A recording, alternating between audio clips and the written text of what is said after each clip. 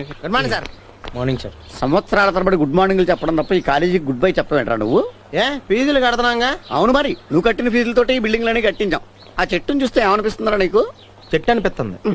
నువ్వు చేరినప్పుడు అది మొక్క, ఇప్పుడు చెట్టు అయింది. అది మానయ్య మాడిపోక ముందే ఈ కాలేజీ వదిలిపెట్టి వెళ్ళిపోవడానికి దండం పెడతాను. అలా బాధపడే బదులు 4 మార్కులు ఎక్కువేసి పాస్ అయ్యచ్చు కదా. ఏమిట్టేయాలరా? ఆన్సర్ పేపర్ మీద ఎప్పుడైనా పెన్ ఎట్టేవా నువ్వు? ఓసారి రాశాను కదా అది. ఇంగ్లీష్ పేపర్ తెలుగులో రాశాడు రా. ఐఎస్ ఈజ్ అని ఉందిరా. ఈ కారంలో ఈ, జకారంలో జా, ఈజ్ అని రాశాడు. అదే తెలుగు పేపర్ వంకాయ రాయరా అన్నాను, 1 వేసి కాయ రాశాడు. అది వంకాయ అంట. సార్ కామాక్షి ఎలా రాసిన మామూలు చెప్పరా? కామా పెట్టి షీ రాశాడు. ఏడవా వీడి పేపర్లు దిద్దిన లెక్చరర్ పిచ్చెక్కి ఆడి పెళ్లంతో ఈడి లాంగ్వేజ్ లో మాట్లాడితే ఆవిడ తెల్లారగట్ల బస్సు ఎక్కి పారిపోయింది. సార్ మీరు మరీ ఎక్కువ పడేస్తున్నారు సార్ మా ఊళ్ళ ముందా. ఏంటి పొగడతల్లా కనపడుతున్నాయి నీకు? ఏ కాదా? తోలుమందం వేధవని.